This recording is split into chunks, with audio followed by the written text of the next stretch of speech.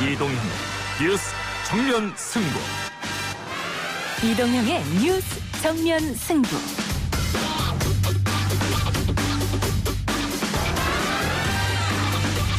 청취자 여러분 안녕하십니까, 이동형입니다. 다시 지역주의 십자가를 지겠다. 어제 경남 양산 출마 선언한 김두관 의원이 했던 말입니다. 잠시 들어보시죠. 저는 오늘 21대 총선에서 양산시을 국회의원 출마를 선언합니다. 문재인 정부 성공을 위해 제1신호 편안함을 버리겠습니다. 노무현 대통령의 꿈을 이루고 문재인 대통령을 지키기 위해 오직 헌신하겠습니다. 김포에서 양산으로 여당으로는 험지로 평가되는 PK 지역에 출사표를 던진 이유를 잠시 후 김두관 의원에게 직접 들어보겠습니다. 혁신 통추위의 세 가지 키워드는 혁신, 확장, 미래입니다. 통합은 혁신입니다. 확장은 총선 승리를 위해 필수입니다. 미래를 선취하지 않고 미래 세대와 연대하지 않는다면 통합은 지속 가능하지 않습니다. 중도 보수 통합신당을 목표로 하고 있는 혁신통합추진위원회가 1차 국민보고대회를 열었습니다. 핵심 키워드 세 가지 모두 통합을 말하고 있는 것으로 보이는데요. 자세한 이야기는 기자 언박싱 코너에서 전해드립니다. 오늘 우한 교민에 대한 임시 항공편이 8시 45분에 도착하였습니다. 368명이 이송하게 되었습니다. 증상이 없는 교민 350명은 임시 생활시설로 이동하게 됩니다. 여기를 확정했다는 건 말이 안 된다고 생각합니다. 지금 여기 바로 앞에도요, 초등학교, 바로 옆에는 유치원, 장난 아니거든요. 정부는 임시생활시설이 운영되는 지역 주민들의 불안을 이해합니다. 걱정하시지 않도록 정부가 빈틈없이 관리할 것입니다. 우한에 거주한 우리 교민이 오늘 전 세계로 입국했습니다. 한때 불안감을 호소하던 주민들도 충돌 없이 수용하는 모습을 보였는데요. 이런 가운데 아산 시민들의 따뜻한 여론도 SNS 등을 통해 퍼지고 있습니다. 2부 인터뷰에서 아산 시민 한 분을 만나보겠습니다. 혹시 사람이 충성하는 건 아니에요? 저는 사람에 충성하지 않기 때문에. 윤석열 검찰총장의 유명한 말이었습니다. 사람에게 충성하지 않는다. 오늘 차기 대통령 적합도 조사에서 자유한국당 황교안 대표를 제치고 깜짝 2위를 차지했다고 하는데요. 21대 총선 빅데이터 시간에서 분석해보겠습니다. 1월 31일 금요일 이동희 뉴스 정면 승부 시작합니다.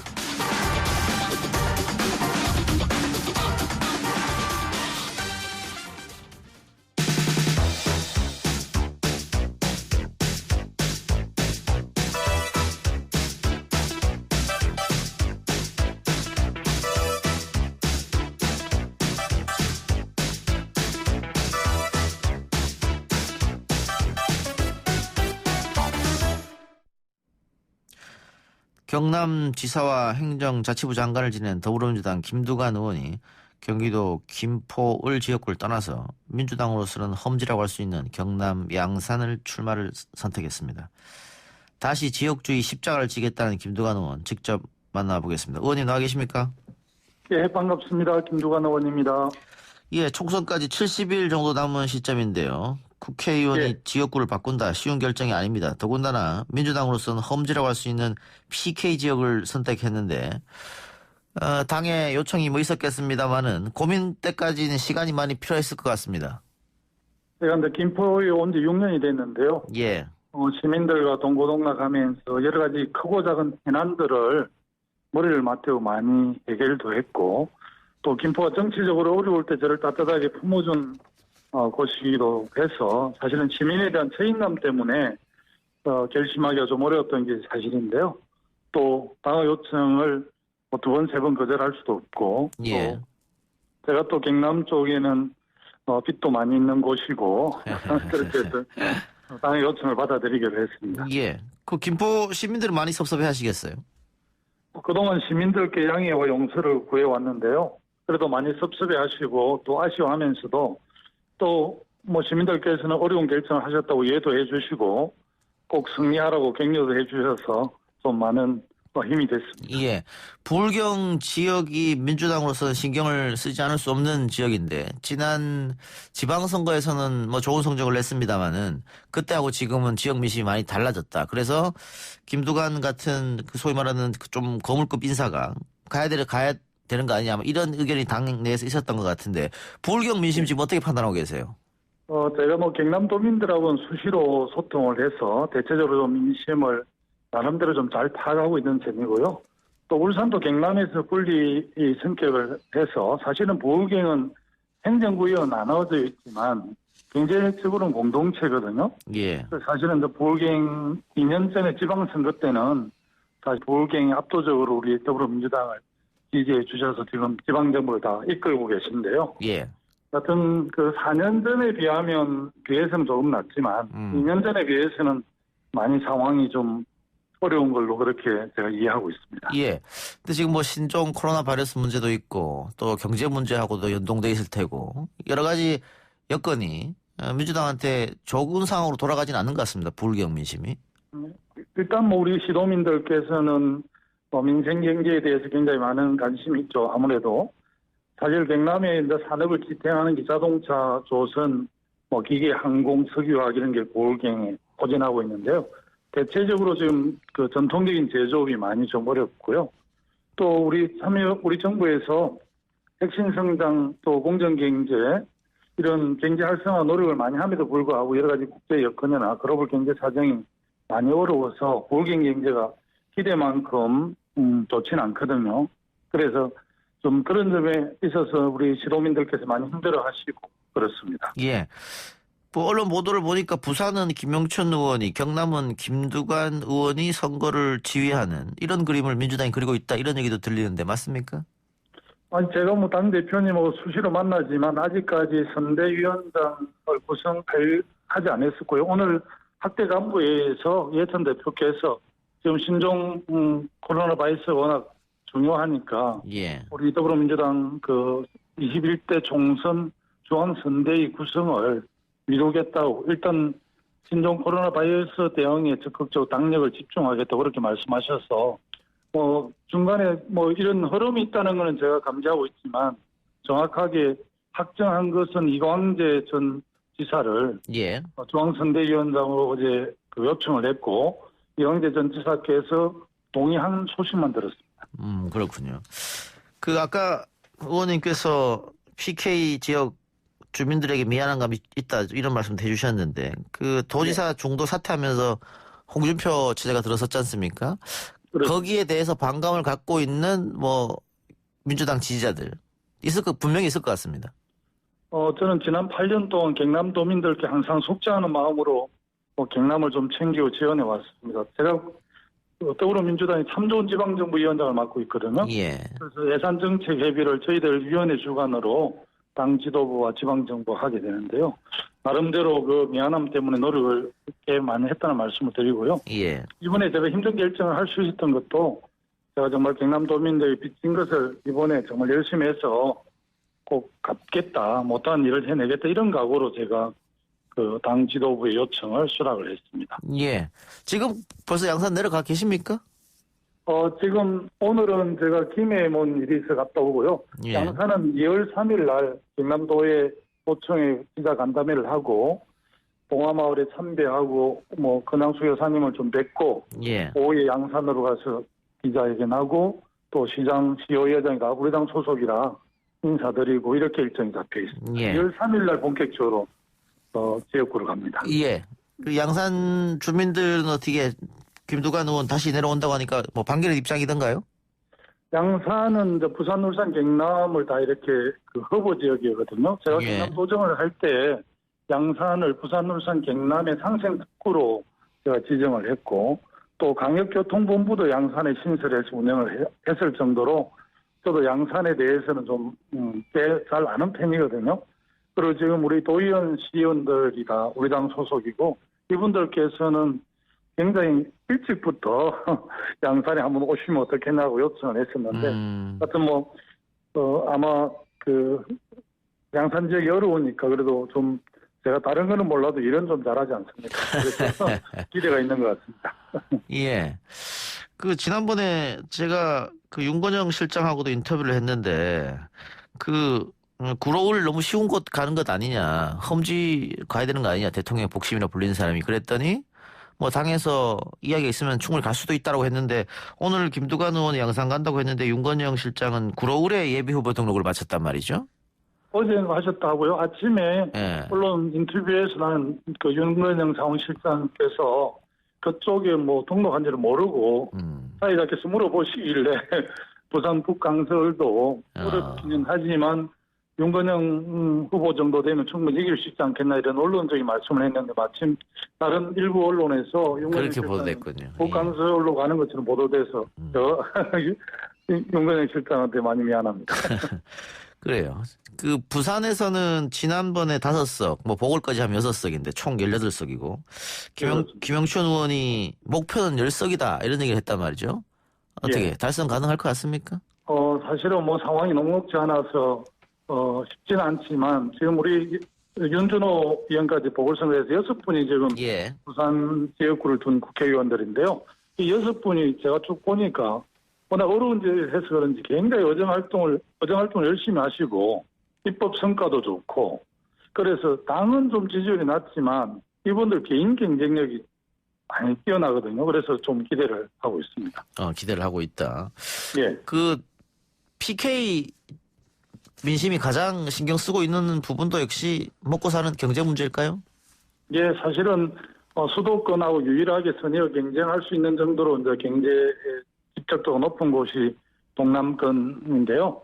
사실은 이제 전통적인 제조업이 많이 힘들고, 부산은 최근에 이제 블록체인 특구가 되고 스마트 시티로도 지정이 받고 그랬거든요. 그래서 부산 신항의 물류, 또 북방 그 경제와 관련해서 북극 항로 개척 이렇게 되면 부산이 완전 물류의 중심이 되기 때문에 그런 기대도 많이 하고 있습니다. 그래서 아마 이제 민선 7기 시도지사분들께서 이 메가시티 구상을 하고 있거든요. 특히 이제 김경수 지사가 좀 주도를 하는데, 울산, 부산과 경남에 이제 창원, 거제, 양산, 김해를 묶어서 메가시티로 이렇게 엮었을 때 경쟁이 있다라고 보는 것 같습니다. 예. 일자리 문제도 많이 관심을 가지실 것 같은데요.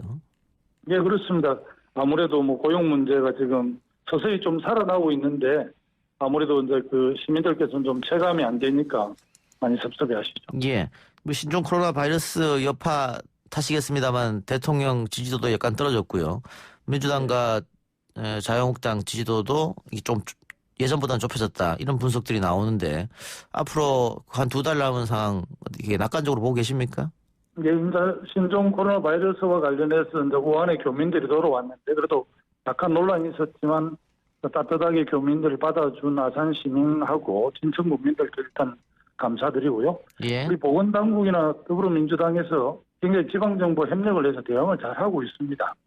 사실은 이런 상황에 있어서는 여야가 정말 그 함께 정쟁 중단하고 같이 이렇게 해야 하는데, 그런 점이 너무 아쉬웠다는 말씀을 드리고요. 자유한국당에서 정부를 비판하는 건 좋은데, 이런 사안에 대해서는 정치권이 합심해서 위기에 대응할 수 있도록 좀 열린 마음으로 함께 해주셨으면 좋겠다는 당부를 좀 제1야당인 자유한국당에 좀 드리고 싶습니다. 알겠습니다. 의원님 오늘 말씀 여기까지 듣겠습니다. 예, 감사합니다. 예, 고맙습니다. 지금까지 더불어민주당 김두관 의원이었습니다. 1부 수사 마치고요. 2부 기자 언박싱 코너로 돌아오겠습니다.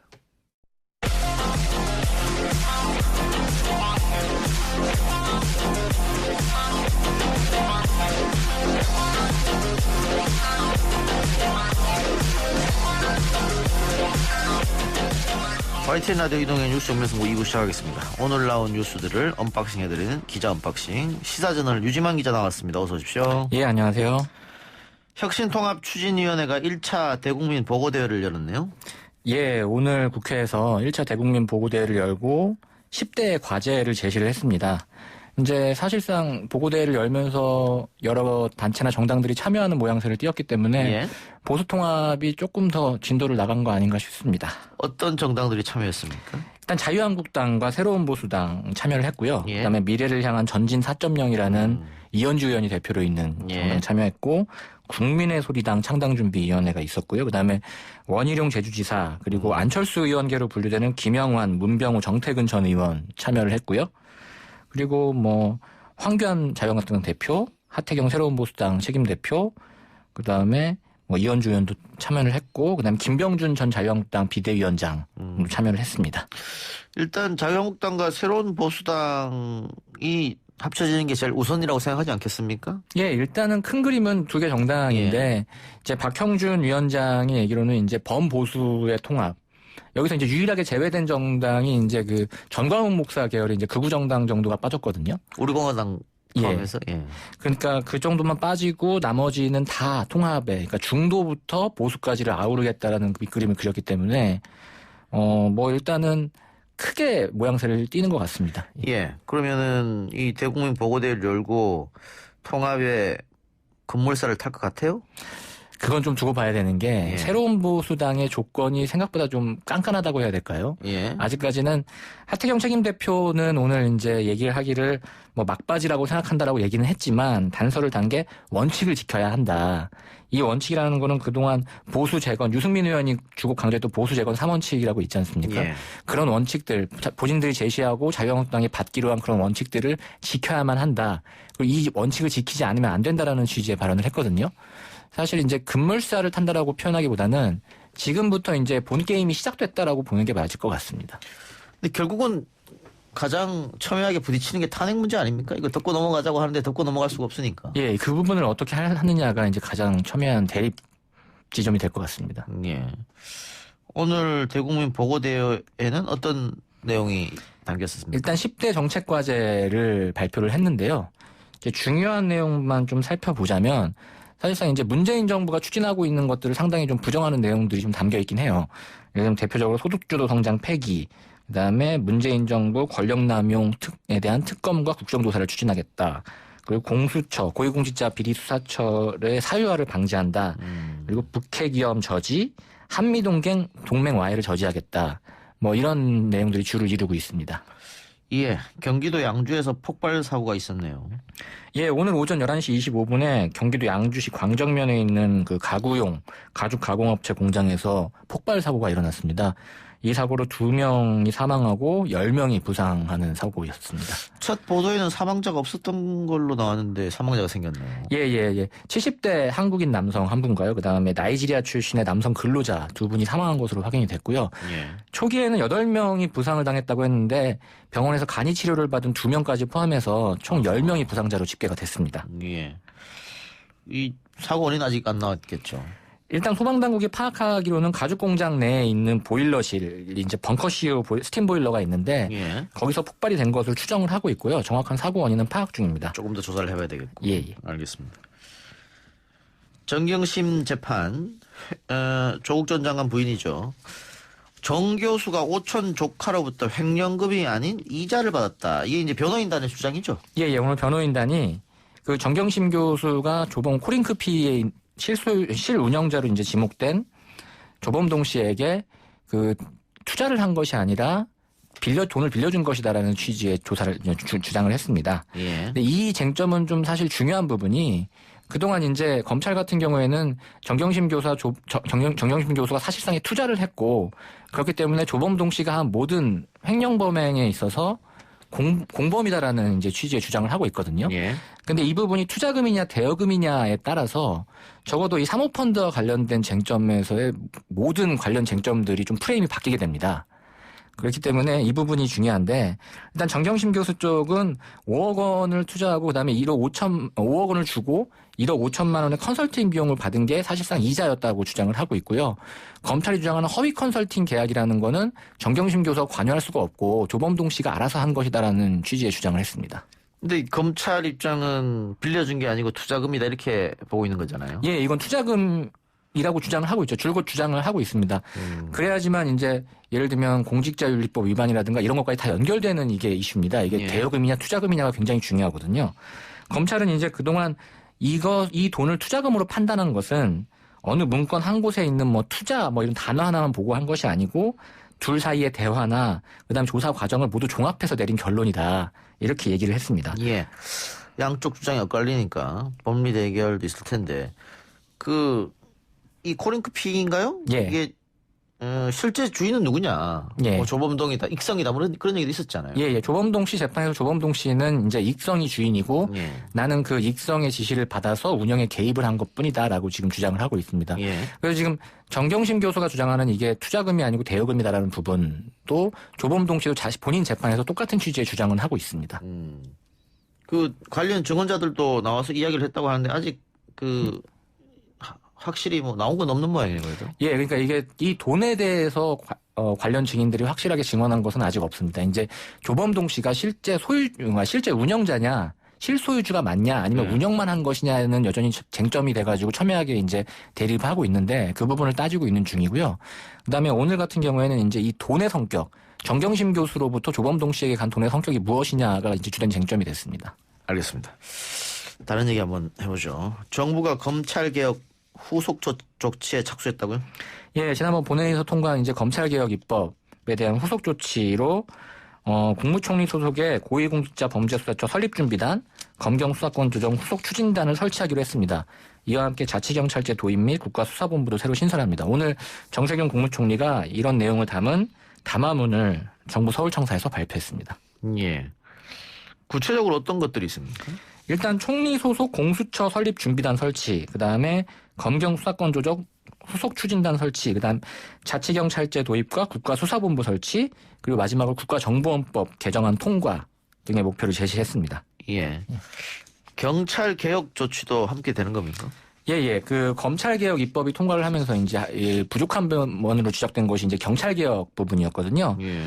자치경찰제 도입이랑 국가수사본부 설치 등 경찰개혁에도 나서기로 했습니다. 예. 하나만 더 해볼까요?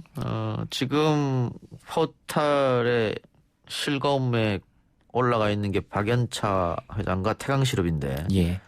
태강실업의 박연차 회장이 사망했네요. 예, 박연차 태강실업 회장이 좀 전에 별세한 것으로 알려졌습니다. 향년 75세입니다. 예. 지병이 있었던 모양이죠? 예, 그동안 지병이 있었는데 이제 나이가 좀 드셔서 그 병을 극복하지 못하고 끝내 별세하셨다고 합니다. 예. 서울에서 치료를 받다가 예. 별세했고 장례는 고향으로 내려가는 모양입니다. 예. 가족장으로 치를 예정이라고 합니다. 예. 태강실업 뭐 여러 번 또 안 좋은 일로 언론에 오르내리기도 했고 말이죠. 참 곡절이 많은 기업이고 박연차 회장도 참 많은 사람들 입에 오르내렸던 분이시죠. 여러 사건도 많았고요. 예. 뭐 노무현 전 대통령과의 사건도 있었습니다만 그 전에 또 본인이 또 잘못을 인해서 젊었을 때 예. 여러 번 또 신문지상 이름을 오르내렸는데 사연이 많은 분입니다만은 그 요즘에 다들 뭐 기대 수명이 80이 넘고 하잖아요. 예. 일찍 돌아가셨다 이렇게 볼 수 있겠네요. 예, 생각보다 좀 빠르게 예상치는 좀 못한 부분입니다. 예상하지 못했다. 알겠습니다. 지금 코로나 바이러스 신종 코로나 바이러스 때문에 전 세계가 걱정이 많고 우리도 지금 네 번째 확진자 이후로 없다가 지금 갑자기 좀 늘어났거든요. 확진자가. 지금 갑자기 2차 감염자도 발생을 하고 예. 오늘 제가 여기 오기 직전에 지금 4명의 추가 확진자가 발생한 그러니까요. 것도 알려졌거든요. 네. 정부에서 더 선제적으로 나서야 될 것 같은데. 근데 문제는 이것뿐만이 아니고 지금 미국 독감도 예. 엄청나게 사망자를 양산해내고 있습니다. 예. 병원에 입원한 환자만 14만 명이라고 하거든요. 미국 독감이 사실 지금 사망자의 수로만 보면은 신종 코로나 바이러스보다 훨씬 많습니다. 예. 그래서 지금 자유한국당에서 중국인들 한국에 못 들어오게 하자라고 하고 있는데 예. 그러면 미국인들도 못 들어오게 해야 되는 거 아니냐 이런 주장까지 인터넷에 나돌고 있어요. 지금 WHO도 오늘 이제 세계적 보건 비상사태를 선포하면서도 국경 폐쇄와 같은 방안은 바람직하지 않다라는 얘기를 했거든요. 예. 이게 전문가들도 많이 얘기를 하는 것이 국경 폐쇄 같은 극단적 조치를 취하게 되면은 실제 병에 걸리신 분들이 본인들의 경로나 본인들이 어떻게 병을 얻게 됐는지를 숨길 수 있기 때문에 오히려 이 병을 퇴치하거나 치료를 하는데 더 방해가 될 수 있다고 합니다. 예. 자, 윤석열 우리 이거 뒤에 4부에 좀 자세하게 얘기를 하겠습니다만은 이 중도층의 지지를 얻고 지금 차기 대통령 적합도에 2위까지 올랐습니다. 다른 조사에서는 1% 정도 나왔는데 이번 조사에서 꽤 많이 나왔어요. 이번 조사에서 황교안 자유한국당 대표를 제치고 지금 10%가 넘는 예. 지지도를 얻었거든요. 예. 뭐 이거 지금 중도층 내지는 좀 새로운 세력을 갈망하는 뭐 분들에게서 좀 지지를 얻은 것 같다라는 분석이 나오고 있는데 1위는 여전히 뭐 이낙연 전 국무총리이긴 합니다. 근데 좀 깜짝 2위라고 볼 수 있겠죠. 예. 그래서 이게 뭐 유지가 될지 어떻게 될지는 아직 예. 모르니까 지켜보고요. 방금 이야기한 여론조사는요.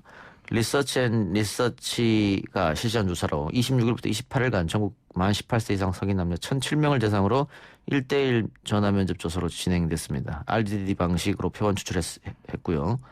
1대1 전화 면접 조사 방식으로 진행됐습니다. 응답률은 10.1%의 표본 오차는 플러스 마이너스 3.1%, 신뢰 수준은 95%였고요. 자세한 사항은 중앙선거 여론조사 심의 홈페이지에서 확인하시면 됩니다. 오늘 유지만 기자 이야기 여기까지 듣겠습니다. 수고하셨습니다. 예, 감사합니다.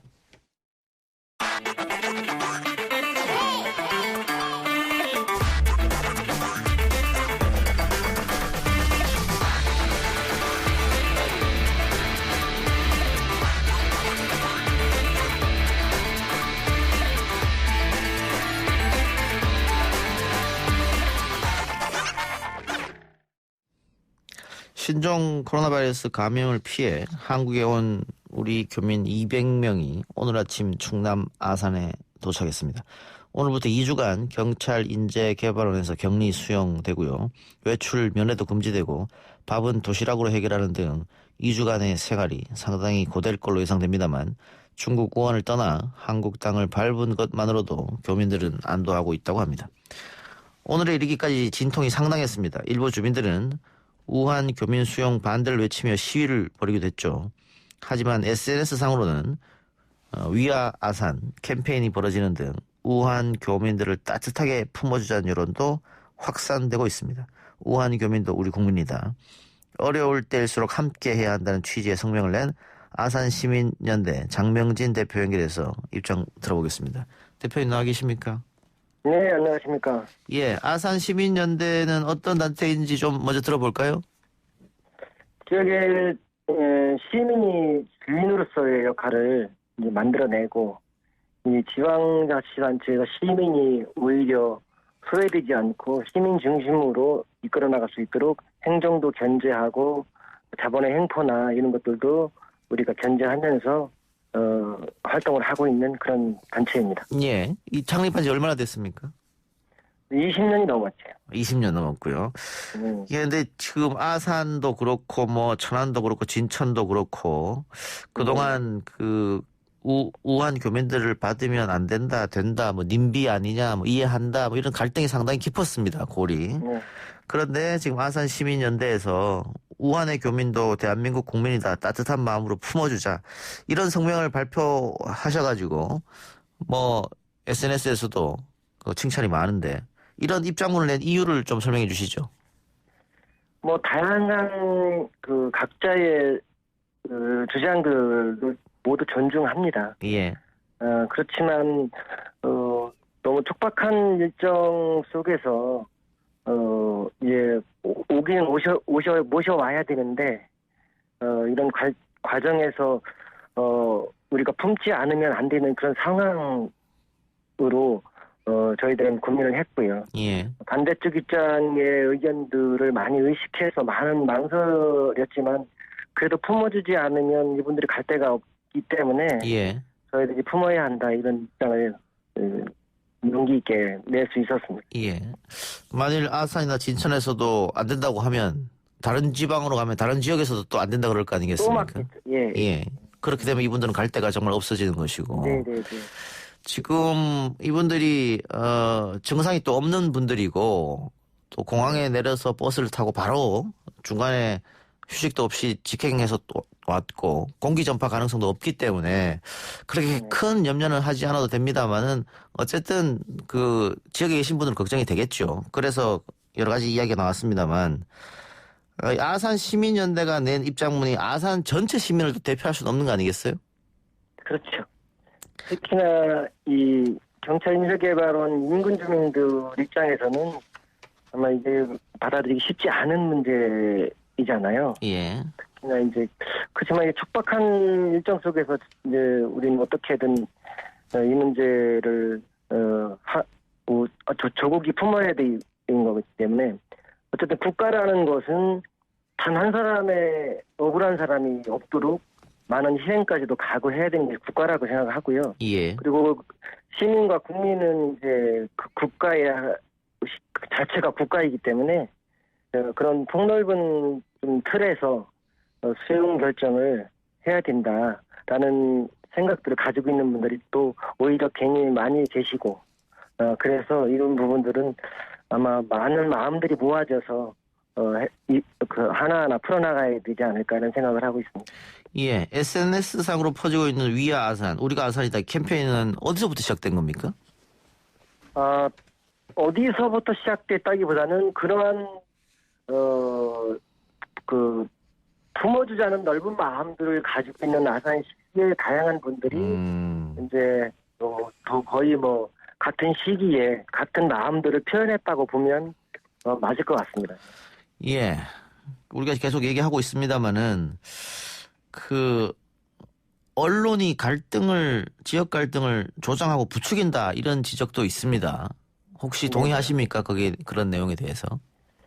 네, 언론이 정말 이 부분에 대해서는 정말 자중하고 신중하고 그래서 국민이 이 문제로 자극적인 어떤 내용으로 본질을 흐려서 이 문제를 갈등하지 않을 수 있도록 같이 헤쳐나가는 부분에 동참했으면 하는 그런 아쉬움들이 많이 있습니다. 예. 정부 대처는 어떻게 보고 계세요? 잘하고 있다고 보십니까? 매뉴얼이 있는지 묻고 싶습니다. 제가 저희는 애당초 아산 천안 거론되면서 청주공항으로 들어오기 때문에 가까운 곳을 찾는 것이구나라고 이해를 했었는데 알고 보니까 그것도 아니면서 100km가 넘는 거의 그런 거리를 이동 거리도 굉장하고 특히나 이런 부분들은 공항에서 가장 짧은 거리에 있는 수용시설이 우선 거론되지 않았나라는 그 아쉬움이 있고요. 예. 그래서 좀 이런 사태에 대한 그 문제 해결을 위한 매뉴얼이 있는지 그걸 진짜 의문을 떨칠 수가 없습니다. 예.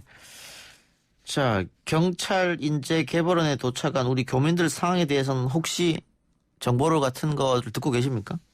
새벽에 도착한 걸로 알고 있고요. 예. 그 이후로는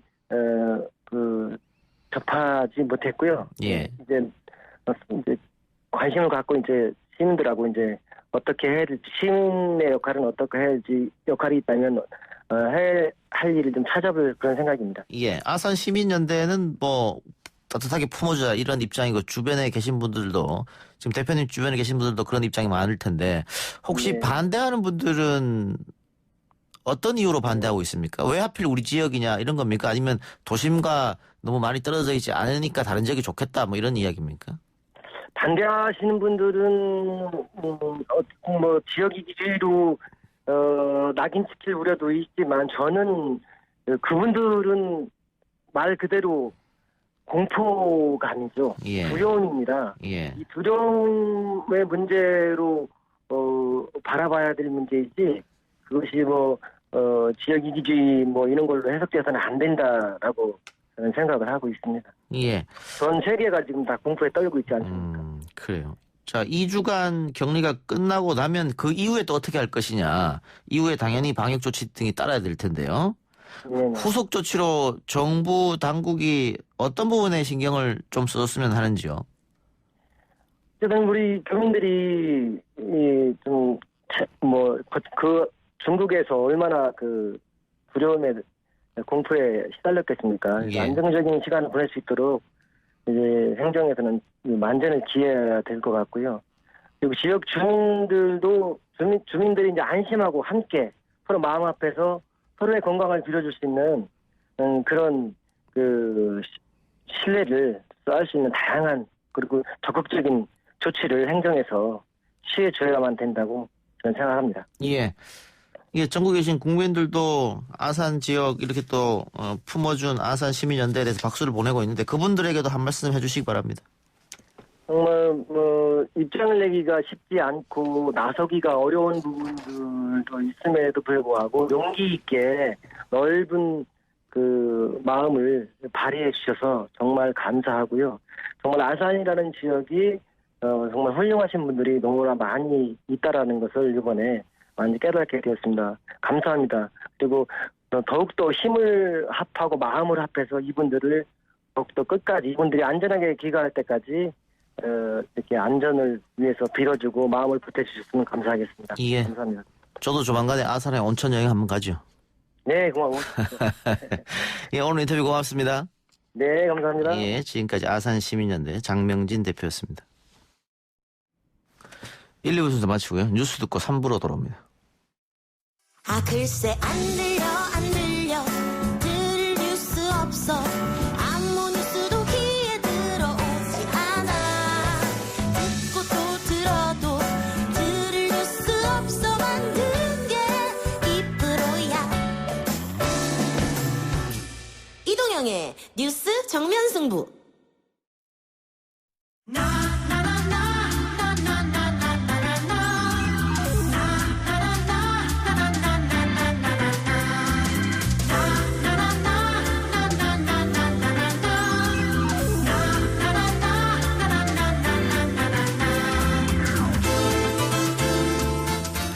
매주 금요일 이 시간 연예 뉴스 듣는 시간입니다. 우리 연예할까요? 테나시아의 김하진 기자 나왔습니다. 어서 오십시오. 안녕하세요.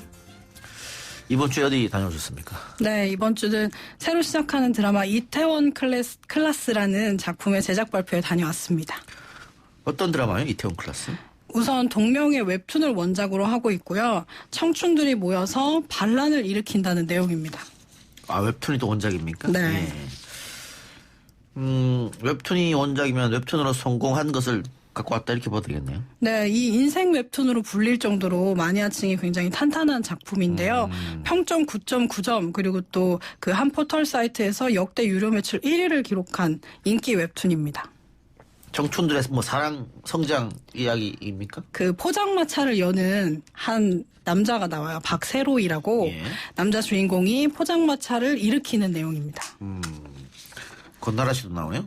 네, 권나라 씨도 나오고 유재명 씨도 출연을 해요. 그리고 남자 유재명 주인공은 씨는 어떤 역할이에요? 유재명 씨는 이제 요식업계의 큰 손이라고 불리는 그래서 박세로이 역할을 맡은 박서준 씨와 대립하는 그런 회장 역할입니다. 뭐 최근 들어 부쩍 웹툰 원작으로 한 드라마나 영화가 많아진 것 같습니다. 네, 아무래도 사전 제작이 요즘에 굉장히 많아지고 있고 그러다 예. 보니까 이야기가 좀 탄탄한 작품을 고르고 또 신선한 소재를 고르다 보니까 웹툰이 좀 원작으로 하는 드라마가 많이 나오는 것 같아요. 예. 그리고 그 웹툰 원작으로 하면 최소한 평탄은 치지 않겠나 뭐 그런 생각도 있는 네, 아무래도 그 원작 팬들이 일단 첫 회는 시청을 할 테니까 이제 그런 것도 좀 요소가 되는 것 같습니다. 네. 이번 주 연예계에 단연 뜨거운 소식이라고 하면 BTS가 아닐까 싶은데 BTS가 K-팝 최초로 그래미 어워즈 무대에 올라서 퍼포먼스를 선보였네요. 네, 우리 시간으로는 지난 27일 제62회 그래미 어워즈에 출연을 했어요. 지난해에 이어서 두 번째 참석한 건데요. 지난해는 시상자로 나섰는데 이번에는 무대에 올라서 노래도 부르고 퍼포먼스도 보여줬습니다. 예. 이런 퍼포먼스에 대해서 또 그 평가가 상당히 좋았겠어요? 네, 타임지는 우선 그래미 어워즈에 한국 그룹이 공연을 한 건 이번이 처음이라고 강조를 하면서 새 역사를 썼다 이렇게 극찬을 했고요. 그리고 그동안은 이제 방탄소년단이 칼군무 같은 걸 보여줬는데 네. 이번엔 굉장히 캐주얼한 모습을 보여줘서 색다른 매력을 뽐냈다 이렇게 이야기를 했습니다. 예. 구체적으로 어떤 퍼포먼스였습니까? 우선 그래미 어워즈에서는 릴 나스 X라는 가수와 함께 협업을 했어요. 네. 그래서 방탄소년단 자신들의 노래를 부른 건 아니었지만 굉장히 좀 프로페셔널한 모습을 보여줬고요. 그리고 이후에는 또 29일에 코든쇼에 출연을 했거든요. 토크쇼에. 거기서 최근에 공개한 그 블랙스완이라는 성공개곡을 맨발로 춤을 추면서 불러서 굉장히 또 화제를 모았습니다. 그래미 어워드 수상을 했습니까? 방탄소년단이?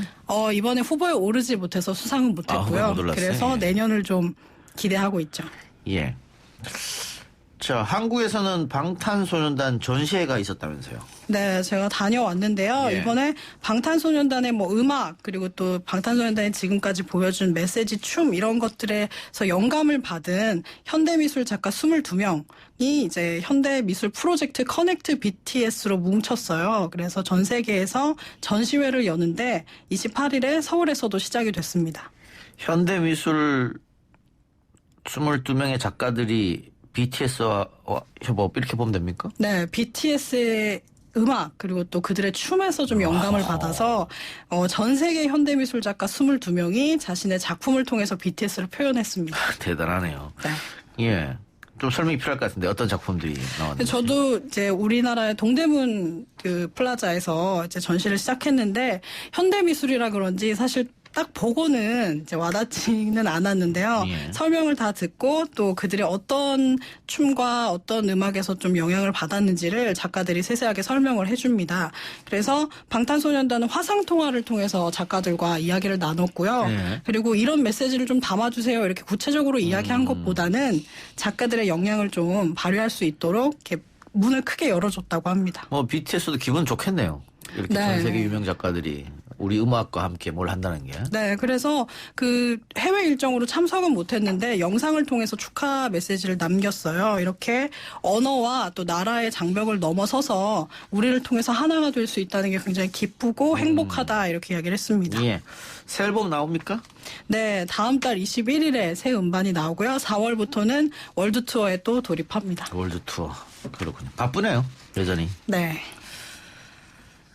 예, 연예계 이슈 이야기해 보겠습니다. 배우 장미인혜 씨가 스폰서 제안을 받은 메시지를 공개하면서 불쾌감을 드러냈다. 어떤 내용입니까?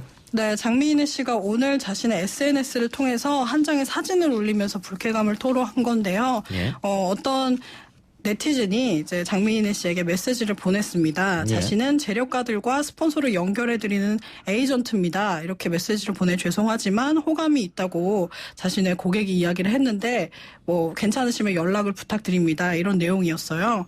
장미인혜 씨 굉장히 불쾌감을 표현하면서 이걸 공개를 한 겁니다. 예. 근데 이제 뭐 에이전트라고 하는 사람이 이런 식으로 접근합니까? SNS를 통해서? 네, 보통 일부 연예인들이 좀 공개를 하긴 했는데 이렇게 SNS를 통한 메시지로 메시지를 보낸다고 하더라고요. 장미인혜 씨뿐만이 아니고 다른 사람들도 공개했을 때 보니까 SNS로 하더라. 네. 누군지 추적이 불가능해서 그런가요? 아무래도 그런 측면도 있고 또 자신의 신분을 드러내지 않으려고 이렇게 예. 메시지를 통해서 접근하는 것 같습니다. 예. 이 장민혜 씨는 근데 예전에도 이런 비슷한 메시지를 받았었다면서요? 네, 2018년에도 이런 제안을 받은 메시지를 또 공개하면서 내가 이런 메시지를 받아야 되냐고 이야기를 하면서 또 불쾌감을 토로했고요. 장민혜 씨 외에도 뭐 걸그룹 출신들 또 배우 또 유명한 모델들도 이런 메시지를 종종 받는다고 합니다. 예. 누가 이런 제안을 할까요? 그게 확실하게 이렇게 드러난 건 아니지만 이 제안을 받아들였다는 사람을 제가 본 적이 없어서 누군지는 모르겠습니다. 예. 네. 실체가 있는 것인지 예. 아니면 그냥 장난으로 하는 건지. 네. 그래요. 장난일 수도 있겠네요. 네. 예. 그런데 뭐 어쨌든 이루어지지 않았기 때문에 경찰 수사가 들어가기도 좀 어려울 것 같고. 네, 그렇죠. 알겠습니다. 공연이 하나 있네요. 뮤지컬 여명의 눈동자. 이 과거 MBC 했었던 그 드라마 내용 그거 말한 겁니까? 네, 원작 소설 또 91년에 MBC에서 방영된 또 국민 드라마라고 인기를 얻었던 그 동명의 드라마를 원작으로 하는 뮤지컬입니다. 예.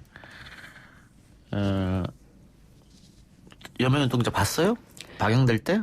방영될 때는 있었지만 살아 있었지만 제가 기억은 안 나고요. 그 나중에 계속해서 이렇게 재방송을 해주는 것을 통해서는 봤습니다. 아, 봤어요? 네. 어땠습니까? 굉장히 어둡고 무겁고 또 슬프고 잔인하고 징그럽고 이런 내용이었던 걸로 기억해요. 예. 네. 우리 현대사의 아픔을 이런 식으로 녹여낸 작품이 또 있었을까 네. 싶을 정도로 많은 분들한테 사랑받았던 드라마인데 이번에 이게 뮤지컬로 재탄생한다. 네. 예. 보셨습니까 혹시 뮤지컬은? 저는 뮤지컬은 다는 못 봤고요. 이제 프레스콜에서 조금 봤는데 사실 지난해 1월에 초연이 됐어요. 그런데 내용이 워낙 좋고 배우들의 열연이 호평을 받으면서 이번에 재연으로 다시 돌아온 겁니다. 예. 주인공이죠. 윤역 역할. TV 드라마에서는 최시라 씨가 맡았는데. 네. 여기 이번에 누가 맡습니까? 뮤지컬 배우 김지연 씨 그리고 또 새롭게 합류한 박정아 씨가 연기를 하고요. 아, 두 사람이 번갈아서? 네. 이외에도 뭐 태희 씨, 이경수 씨, 또 온주환 씨, 마이클 리까지 굉장히 출중한 연기력과 가창력을 가진 배우들이 출연을 합니다. 예. 알겠습니다. 오늘 4부 끝나고 배경 음악 클로징 음악으로 여명의 눈동자 메인 테마가 나간다고 하네요. 알겠습니다. 영화 이야기도 해보죠. 영화 사냥의 시간이 베를린 영화제에 초청이 됐네요. 네, 개봉을 앞두고 있는 작품인데요. 2월 20일부터 3월 1일까지 11일간 독일 베를린에서 열리는 제70회 베를린 국제영화제에 초청이 됐습니다. 어떤 영화입니까? 네, 이 영화는 우선 새로운 인생을 위해서 위험한 작전을 계획한 네 친구와 또 그런 그들을 뒤쫓는 정체불명의 추격자의 이야기라고 하는데요. 좀 이렇게 들으면 미스터리한 그런 작품인데 뭐 청춘들과 또 스릴러적인 요소를 좀 접목한 영화입니다. 예. 개봉도 하지 않았음에도 불구하고 영화제 초청받았네요. 네, 아직 개봉 전이고요. 그리고 이 영화제에서 처음으로 공개될 예정입니다. 아, 영화제에서? 네. 그러면 뭐 영화가 좋다 나쁘다 뭐 관객 반응이 좋다 나쁘다 이건 알 수 없겠네요. 네, 그렇죠. 이제 공개가 돼야 알 수 있겠죠. 한국판 매드맥스다 이건 무슨 말입니까? 전 그 내용 자체가 한국판 매드맥스를 연상하게 한다 이렇게 좀 예고를 해서 많은 사람들이 좀 주목하고 기대를 하고 있습니다. 윤성현 감독이 9년 만에 작품을 낸 것이라고 하는데 윤성현 감독이 파수꾼. 네, 2011년에 개봉을 해서 그 10대 청춘들의 이야기를 굉장히 현실적으로 그려서 제32회 청룡영화상 신인감독상을 수상을 했는데요. 9년 만에 새 작품으로 돌아온 겁니다. 네. 저도 기억이 날 것 같은데 파수꾼 굉장히 재밌게 본 것 같은데. 네, 이재훈 씨가 등장을 하고. 혹시 학교 폭력 관련 내용이? 네, 3명의 친구들이 굉장히 서로 질투하고 시기하고 또 폭력도 나오고 그 사이에서 그 좀 인간의 심리를 좀 다 다루는 그런 이야기죠. 예. 그러니까 그러면서 그때 신인 감독상을 받았었는데 청룡영화제에서 그런 윤성현 감독이 9년 만에 내놓은 야심작 기대가 되네요. 그리고 이번에 이 작품에서 또 기생충의 히어로죠. 최우식 씨가 또 나오고 안재홍 또 누가 나옵니까? 박혜수 씨, 박정민 씨가 등장을 하는데요. 이들은 사실 각자 주인공을 맡아도 굉장히 기대되는 배우들인데 5명이 한 번에 나오니까 더 기대가 됩니다. 그 우리나라 영화를 이끌어갈 차세대 젊은 청년들이 한꺼번에 다 나온다. 이렇게 보면 되겠네요. 예, 그런데 최우식 씨는 그러면 칸 아카데미 이어서 베를린까지 진출하게 됐습니다. 네, 그래서 굉장히 기분이 좋다고 이야기를 했고요. 그런데 아쉽게도 지금 촬영 중인 영화 일정 때문에 남은 해외 시상식에 참석을 못하는데 항상 턱시도는 준비가 되어 있으니까 일정 조율만 해주시면 갈 수 있다 이렇게 좀 재치 있게 이야기를 했습니다. 예. 기생충 이후로 우리나라 영화의 위상이 많이 올라갔다 뭐 이런 얘기도 들리고 어쨌든 다양한 영화제에 우리나라 영화가 많이 초청되는 것 같습니다. 네, 아무래도 관심을 더 가지게 되고 또 이야기도 좀 더 주목을 받고 있는 것 같습니다. 알겠습니다. 오늘 우리 연애할 거니까 될까요? 네. 예, 지금까지 텐아시아의 김하진 기자였습니다. 고맙습니다. 감사합니다. 3부 순서 마치고요. 4부 빅데이터 이야기해보죠. 뉴스 신동 이 작가와 함께하는 비포장 뉴스 해학 뉴스 정면 승부.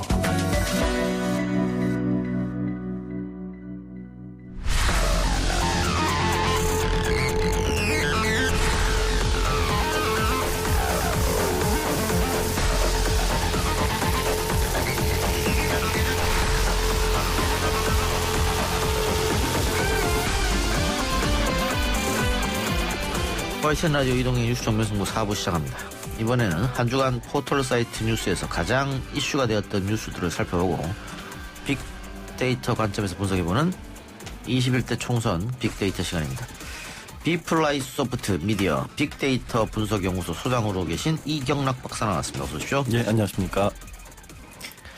자, 지난주에는 설이 있었고요. 또 사회적으로 큰 이슈들이 많이 발생했습니다만 아무래도 신종 코로나 바이러스 확산으로 인한 관심들이 가장 컸을 것 같은데 네네. 뉴스 역시 주로 이런 이슈가 다뤄졌죠. 예, 그렇습니다. 그 전체 뉴스, 자주 본 뉴스, 많이 본 뉴스들 검색을 해서 전체 뉴스들을 봤더니 주요 키워드, 가장 많이 나온 키워드가 중국, 그리고 두 번째가 우한, 그리고 세 번째 환자, 그리고 네 번째 신종 코로나 이렇게 나왔습니다. 그리고 그 밖에 뭐 일곱 번째에 우한 폐렴, 뭐 그다음에 바이러스 이런 것들이 있는데 전반적으로 다 그 신종 코로나 바이러스가 관련된 것들이 정치나 사회 문화면으로도 많이 확산됐다 이렇게 많이 나왔다 이렇게 볼 수 있습니다. 지금 박사님이 총 50개의 단어를 가지고 왔는데 네네. 1등부터 50등까지. 네네. 1위, 1, 2, 3, 4, 7, 8, 9, 10이 전부 네. 이 신종 코로나와 관련된 단어들이고요. 예, 그렇습니다. 전체적으로 쉬운 게 중에 절반 네, 정도가 또 굉장히 많이 나와 있습니다. 예, 역시 지금의 관심사는 네네. 신종 코로나 바이러스다 이렇게 볼 수 네, 있겠고요. 그렇습니다. 그런데 과연 뭐라고 불러야 되느냐? 네네. 지금 WHO에서는 신종 코로나 바이러스라고 불러달라고 네네. 이야기하고 있고 우리 네네. 정부에서도 그게 맞다라고 얘기하고 있는데 네네네. 또 방송국에서도 그렇게 부르고 있습니다. 다만 네. 자유한국당과 보수신문에서만 굳이 콕 집어서 우한 폐렴이라고 하고 있단 말이죠. 네네네.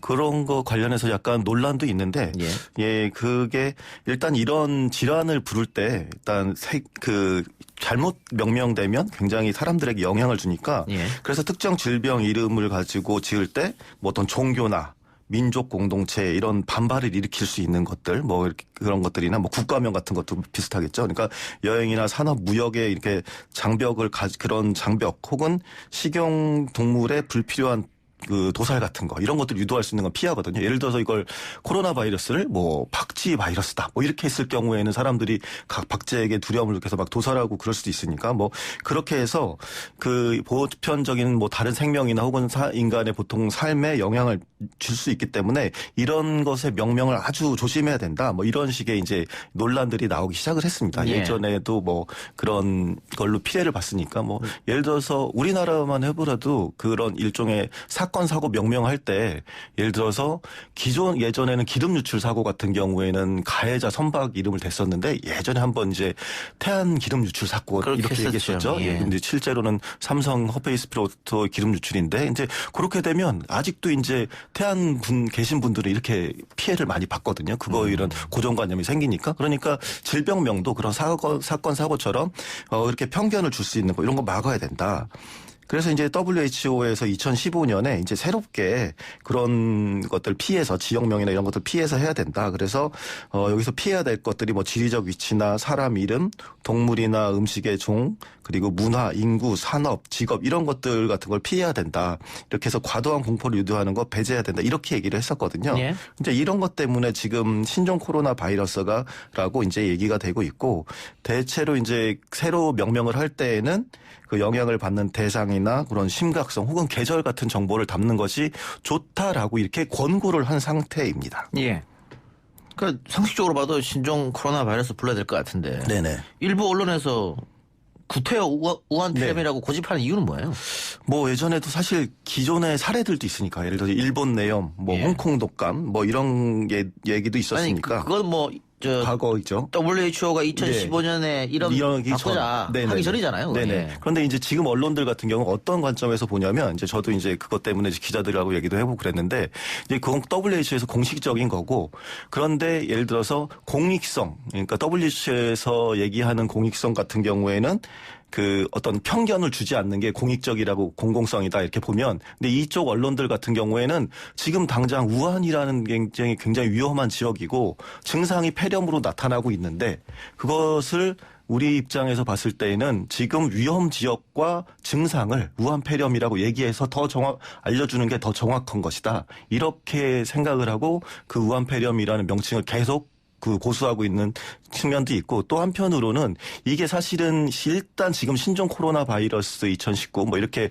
명명은 됐지만 나중에 이제 또 다시 또 명명될 수가 있거든요. 그러니까 이 세계적인 커미티가 있습니다. 그러니까 국제위원회가 있는데 바이러스의 텍사노미, 그러니까 분류 체계를 구분하는 또 그 세계적인 기구 같은 게 있습니다. 이제 거기에서 다시 이 신종 코로나 바이러스를 다시 명명을 다시 할 수가 있거든요. 그러니까 지금 임시적으로는 WHO의 가이드라인에 따라서 신종 코로나 바이러스 감염증이라고 얘기는 하고 있지만 우한폐렴이라고 얘기를 하더라도 뭐 언론에 있어서는 나는 포커스를 언론이 나는 그 위험 지역과 뭐 증생에다 하겠다라고 했을 때는 어떻게 보면 다르게 사안을 해석하는 거다 이렇게도 볼 수 있는 측면이 있습니다. 네. 뭐 정치적 목적도 있지 않을까 뭐 그런 이야기도 있던데 말이죠. 어쨌든 이 신종 코로나 바이러스에 대한 우려 때문에 여러 가지 말이 많습니다. 네네. 우리 교민들 우한에 있던 우리 교민들 네. 주재원일 수도 있고요, 유학생일 수도 있고. 네. 귀환을 일단 했는데 네. 이거 귀환하는 거에 대해서 귀환하는 건 찬성인데 왜 하필 뭐 우리 지역이냐 네네. 뭐 그런 것부터 시작해서 이거 우리 세금으로 또 이 사람들 데리고 오는 거 아니냐 뭐 그런 이야기까지 네네. 사실 비행기표 다 돈으로 내고 오는데 네. 역시 그런 여론도 지금 이번에 인터넷 또 기사에 많이 실렸죠. 네네. 그 설 연휴 마지막쯤에 이게 어떤 기사가 있었냐면, 미국이 이제 전 세계를 통해서 자국민들 귀환한다. 이렇게 했었더니 거기에 댓글이 굉장히 역시 뭐 천조국이다.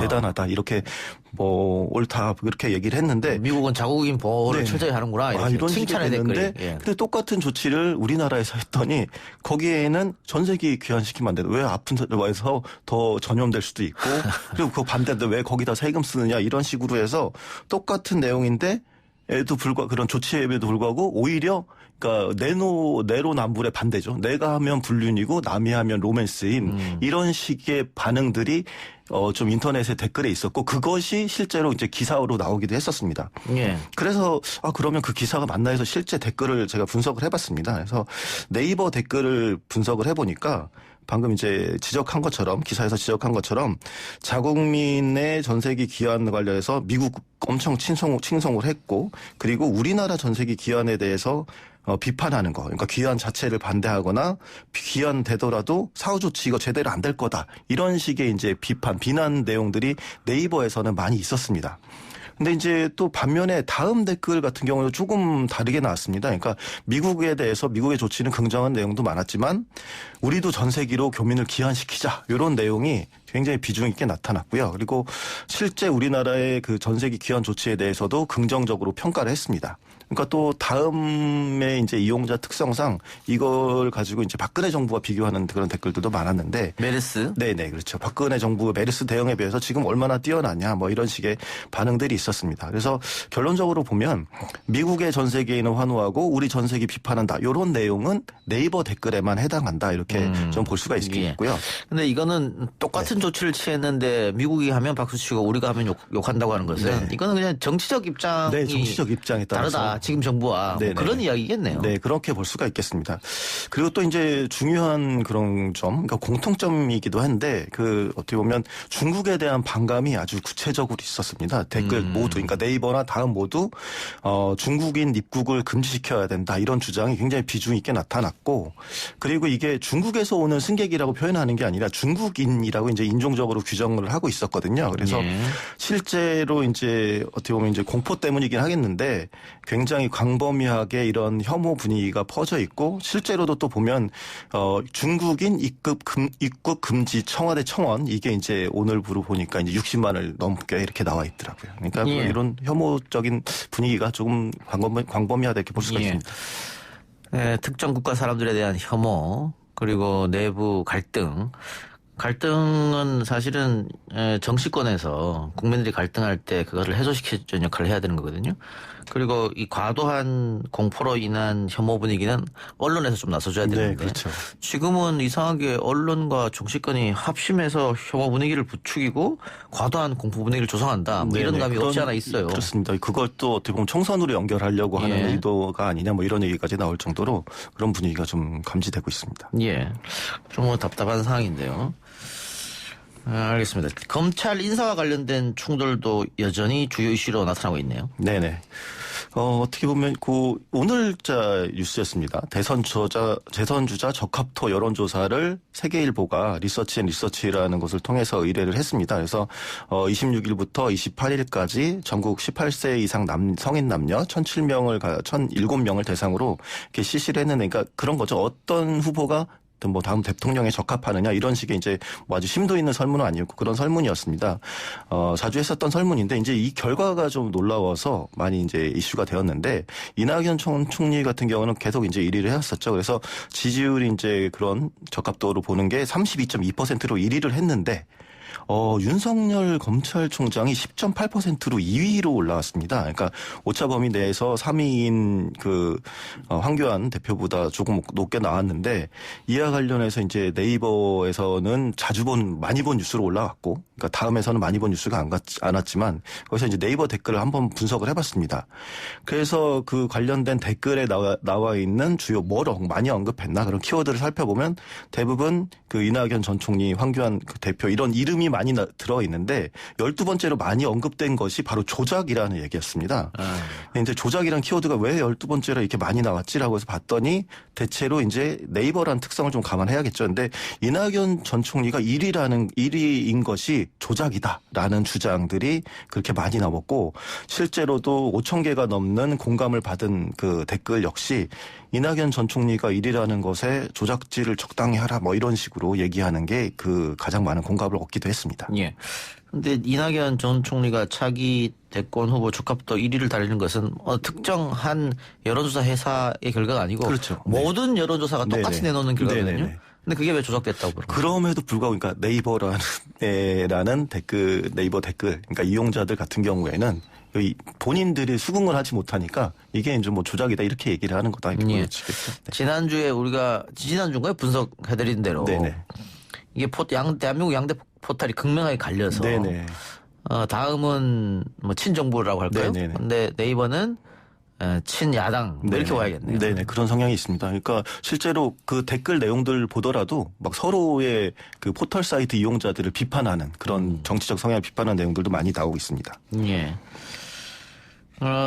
여전히 네이버 댓글에서는 현 정부에 대한 비판적인 분위기가 다수고, 다음에는 댓글이 어땠습니까? 이 윤석열 여론조사 관련해서. 이 내용과 관련해서 아직 다음에는 많이 본 뉴스로 왔고 댓글 자체가 없습니다, 거의. 네, 그러니까 다음 이용자들은 이 뉴스를 보고 싶지 않은 걸 수도 있고, 보더라도 댓글을 거의 안 달고 있는 상황. 오늘 뉴스에 대해서는 그랬습니다. 그러니까 내일쯤 됐으면 어떻게 될지 모르겠는데 아직까지는 반응을 하지 않고 있는 상황입니다. 많이 본 뉴스에 노출이 되면 또 더 많은 사람들이 보게 되는 그렇죠. 그런 효과가 있는데, 어쨌든 많이 본 뉴스에 안 올라왔군요. 네네, 안 올라왔습니다. 윤석열 총장과 관련해서는 이석윤 중앙지검장의 사무보고 패싱도 논란이 되었는데요. 네네. 추미애 장관에게 직접 보고한 내용이었는데 이와 관련한 반응들은 어땠습니까? 네, 아까도 말씀드렸지만 이제 네이버랑 다음이 달라서 한번 그거를 함께 봤습니다. 그래서 동일한 뉴스에 대해서 어떻게 또 반응이 다른가 봤습니다. 그랬더니 뉴스원의 기사였습니다. 이성윤, 윤석열 패싱하고 추미애에게 직접 사무 보고라는 보도에 대해서 네이버와 다음 댓글을 따로 이제 수집해서 봤는데, 우선 네이버 봤을 때 관련 댓글 1,300개 남짓 달렸습니다. 근데 대체로 보면 이성윤 지검장에 대해서 현 정부 권력에 순응한다라고 하면 비판적인 내용이 대부분이었습니다. 그리고 특히 어휘에 있어서도 좀 특이한 점이 보였는데 18번째로 비중 있게 등장한 어휘가 전라도였습니다. 근데 이게 보면 이성윤 지검장의 출신지를 들어서 그런 것들을 비난하는 내용들이 그렇게 많이 나와 있었고요. 그리고 다음의 경우에 같은 기사지만 댓글이 훨씬 많았습니다. 6,000개였습니다. 6,000개의 댓글이 달렸고, 네이버와는 반대로 이성윤 지검장을 옹호하는 내용이 다수였습니다. 그런데 뭐 그렇다고 해서 절대적으로 뭐 다 옹호나 그렇지는 않았습니다. 뭐 높은 비중이긴 했지만 아무래도 이제 부정적인 네이버 비슷하게 이제 그 권력 비판하는 이런 내용들도 있었습니다. 그런데 가장 많은 11,300개 정도의 엄청나게 많은 공감인데 그 공감을 받은 댓글을 보면 윤석열 총장과 다른 검사가 먼저 이성윤 지검장을 패스했기 때문에 장관에게 보고하는 게 당연하다. 그래서 이제 옹호를 하는 그런 내용들이었습니다. 그러니까 아까도 말씀드렸지만 이성윤 지검장이나 추미애 장관을 비판한 내용도 높은 비중으로 나타나긴 했지만 그렇게 높지 않았고요. 그리고 키워드에서 또 기레기라는 어휘가 또 많이 나왔습니다. 그러니까 11번째로 많이 다음 댓글에서 등장할 정도로 많이 나왔는데 이제 이 보도 자체를 이제 해석하기에 다음 이용자들이 해석하기에 윤석열 패싱을 좀 비판적으로 본 보도 아니냐 이런 식으로 생각을 해서 이거 기사 잘못 썼다 이거 기레기다 뭐 이런 식으로 비판하는 내용이 좀 많이 있었습니다. 예. 기자가 뭔가 의도를 가지고 쓰지 않았느냐 이런 네. 기사를 뭐 그런 비판인 것 같고요. 네. 그런데 네이버에서 이성윤 지검장에 대해서 전라도 출신이다. 이게 비중 있게 등장했다고 하는 거면 아직도 지역 감정이 심하게 남아있지 않느냐. 굉장히 남아있습니다. 심하게 남아있고 그 언급을 할 때 뭐 이런 권력에 옹호하고 뭐 이런 것들이 다 그 지역 때문이다라는 것도 있고 제가 요거는 다른 분석에서도 그러니까 안 드렸는데 조금 네이버 댓글 같은 경우에는 지역 감정이 과거부터 굉장히 많이 있다 이런 식으로 지적을 받았습니다. 아까도 그 전세기 같은 경우에도 어떤 내용들이 있었냐면 그 전세기로 귀환시킨다고 했었던 것들의 댓글들에 이런 내용들이 있습니다. 그럴 거면 전라도로 다 보내라. 뭐 이런 식의 그런 게 아무튼 여전히 이제 지역 감정을 조장하는 댓글들이 사실 많이 있습니다. 호남을 비하하고 무슨 뭐 6시 지역이다 뭐 어쩌고 이렇게 하고 네. 그곳 사이트는 일베에서 하던 일이었는데. 네네. 그런 게. 이게 이제 포털로 넘어왔네요. 많이 넘어왔습니다. 그러니까 사실 뭐 이용자들 특성이 그렇다라는 것들만 그냥 보고 있을 수 없을 정도로 그 댓글이 많이 좀 오염이 됐고 사실 이제 굉장히 이제 극렬하게 더욱더 분화돼서 나뉘고 있다라고 이제 보여지고 있습니다. 이성윤 지검장에 대해서 권력에 순응한다. 이런 비판이야 충분히 뭐 할 수 있는 비판이라고 보거든요. 네. 댓글로 들었어. 네. 그런데 전라도 출신이니까 네가 그렇지라고 하는 것은 납득할 수 없네요. 네네. 그러니까 권력에 대한 비판 정도로 보는 게 아니라 이제 비난을 하는 방식들이 굉장히 감정적이고 격해져 있는 그런 상태로 나오는 댓글들도 굉장히 많이 있습니다. 예. 알겠습니다. 다음은 정반대였었고요. 네. 자, 또 지금은 좀 사고라들은 것 같은데요. 원종건 씨 이슈. 네네. 이것도 포털에 반응이 다르게 나타났습니까? 이건 동일시하게 나타날 것 같은데. 네, 거의 저도 동일하게 나타나지 않을까라고 생각을 했는데 전체적인 분위기는 비슷합니다. 그런데 어떻게 보면 가장 좋아하는 내용들을 봤을 때는 좀 의아한 부분이 있었는데 우선 네이버 같은 경우에 6,750개 굉장히 많이 달렸습니다. 그러니까 많이 달렸고 그 중에 원종건 씨 개인을 강력하게 비판하고 이런 내용들이 이제 기본적으로 다수였고 그리고 이러한 인재 영입을 한 더불어민주당을 비판하는 내용들이 이제 많이 있습니다. 그리고 이게 이제 같이 묶여서 뭐 이런 인재 영입한 그 분위기다 혹은 더불어민주당의 기존의 다른 인사들 뭐 조국 전 장관이나 뭐 이런 문제들도 함께 언급하는 경우가 굉장히 많았습니다. 그런데 이제 다음의 경우에는 사실은 이게 댓글이 많지 않았습니다. 이제 좀 비교해서 생각을 해보시면 방금 이석윤 지검장 같은 경우에는 네이버는 1,300개, 다음은 6,000개였거든요. 예. 근데 어떻게 보면 약간 민주당의 불편한 이런 소식에 대해는 다음은 6,750개인데, 그러니까 네이버가 6,750개인데 다음은 1,000개로 굉장히 또 수가 적거든요. 그러니까 불편한 것들에는 잘 반응을 안 한다고 볼 수 있는데, 그래서 대체로 원 씨를 비판하는 내용들이 많습니다. 그런데 문제는 여기서 비판만 하는 게 아니라 조금 일단 비판의 수위가 낮고, 그리고 음모론을 제기하는 경우도 있습니다. 그러니까 가장 많은 공감을 받은 댓글의 내용이 뭐냐면 이 시점에 전 애인을 그런 잘못을 폭로한 것은 누군가의 조정이다. 이렇게 평가하는 게 제일 많은 고감을 받은 댓글이었고 두 번째로 공감을 많은 댓글의 경우에도 이거 뭐 비판을 이렇게 잘 모르면서 비판 자제하자. 이 원종건 씨가 이게 너무 심해져서 이제 당이 우려돼 진흙탕 싸움이 될까봐 그렇게 떠난 것이다라고 평가하는 게 두 번째로 많은 공감이었거든요. 그러니까 나머지는 물론 원 씨 비판하는 것들 많았는데 가장 많은 공감을 받은 댓글에서는 조금 약간 납득하기 어려운 그런 내용들이 있었습니다. 예. 여기서도 극명하게 엇갈리는데 네이버와 다음이. 네. 그 상식적으로 쉽게 생각했을 때는 그 인터넷 공간에서 의견을 나누는 건데 네네. 어떻게 이 양대 포탈이 이렇게 극명하게 댓글의 의견을 갈릴까 의아하단 말이죠. 네. 어떻게 보면은 이제 좀 어느 정도 내가 지지받을 수 있는 곳 혹은 나랑 비슷한 의견을 갖는 사람들로 점점 이제 어떻게 보면 이것도 양극화라고 볼 수가 있는데 아예 파벌이 나뉘어서 가는 현상들이 뚜렷하게 보인다고 이렇게 생각이 됩니다. 그렇다 보니까 아무래도 내가 글을 썼을 때 더 많이 호응을 받을 수 있는 곳에다가 글을 남기는 경향들이 이제 더 많을 테고 그런 것들이 이제 계속 우리나라의 이런 여러 가지 정치 현실이 계속 바뀌면 그러니까 좀 너무 분열되고 갈등을 지속하다 보니까 그런 것들이 더 강화되어서 나타나는 경향들이 있습니다. 예. 네. 그러니까 처음에 포탈이 생겼을 때는 이런 일이 없었는데 네. 조금씩 결국 이렇게 됐군요. 예. 실제로 다음보다 네이버 뉴스 포탈 이용률이 높기는 하지만 실제 보게 되면 댓글 수나 반응은 또 다음이 더 많이 있거든요. 그런 것들도 사실 좀 특이한 사례이기도 합니다. 예. 자, 청취자 질문이 하나 왔는데요. 3496님. 매크로 댓글에 대한 분석도 좀 부탁드립니다 했는데 지금 김경수 경남도지사가 한참 재판을 받는 것도 바로 이 부분입니다. 네네네. 네. 뭐 킹크랩, 매크로 이런 거지 않습니까? 그것도 당시 네이버를 상대로 했기 때문에 네네. 네이버에 대한 업무방해 이렇게 되는 건데 네. 여전히 매크로는 존재하지 않을까요?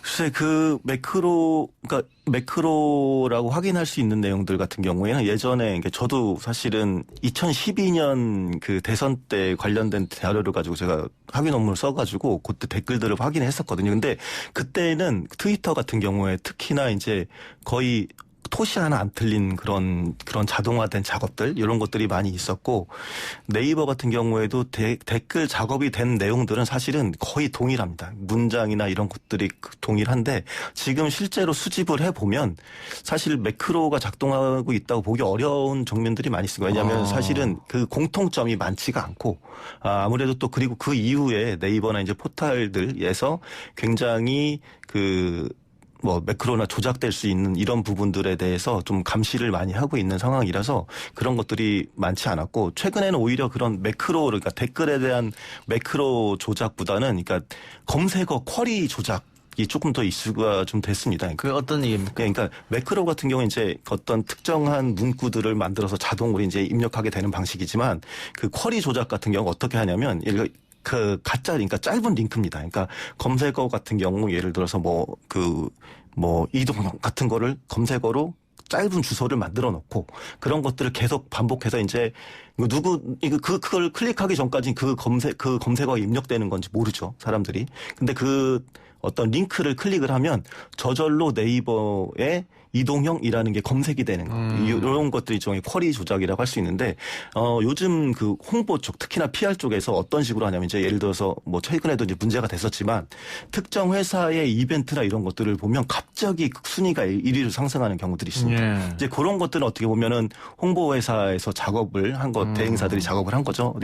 유사하게 보면 어쩌면 그 예전에 음원 사직이 관련된 것들 그런 것들도 좀 유사할 수도 있겠는데 어쨌든 그 이용자들이 모르는 방식으로 쿼리를 링크를 줌으로써 그것들을 계속 반복해서 눌러서 갑자기 검색어 순위가 그러니까 저희가 관심이 전혀 없는데 어떤 이벤트가 갑자기 네이버 검색 순위 1위에 오르고 이런 경우들이 있었거든요. 이제 그런 것들도 최근에는 방지를 하고 있습니다. 어쨌든 기술적으로 해서 막고는 있는데 그런 차이들이 최근에는 오히려 검색 순위 조작이 그러니까 매크로 다음으로 나오고 있는 그런 방향이라고 볼 수 있습니다. 그 매크로 사태 때문에 네이버에서도 그 최고 조회수 라인인가요? 그거를 빼기도 했고. 네네.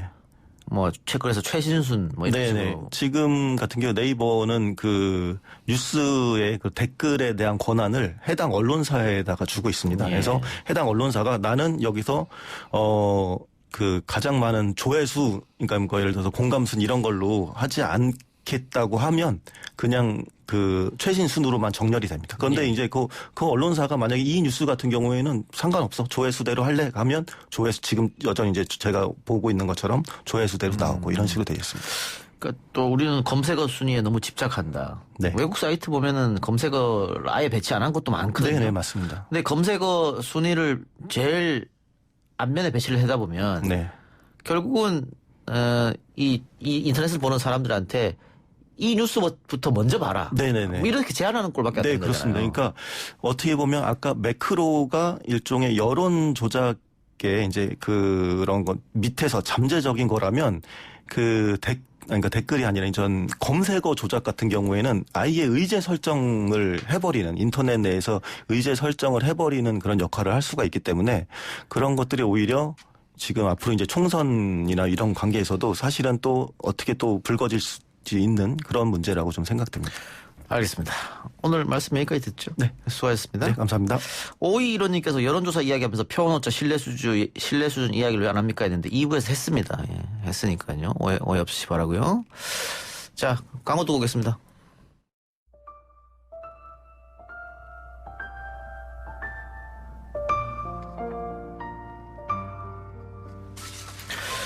네, 5215님께서 궁금하시다니까 한 번 더 말씀드리죠. 여론조사 이야기 자료 31일 세계일보가 리서치 앤 리서치에 의뢰해서 지난 26일부터 28일까지 전국 18세 이상 성인 남녀 1,007명을 대상으로 실시한 여론조사였고요.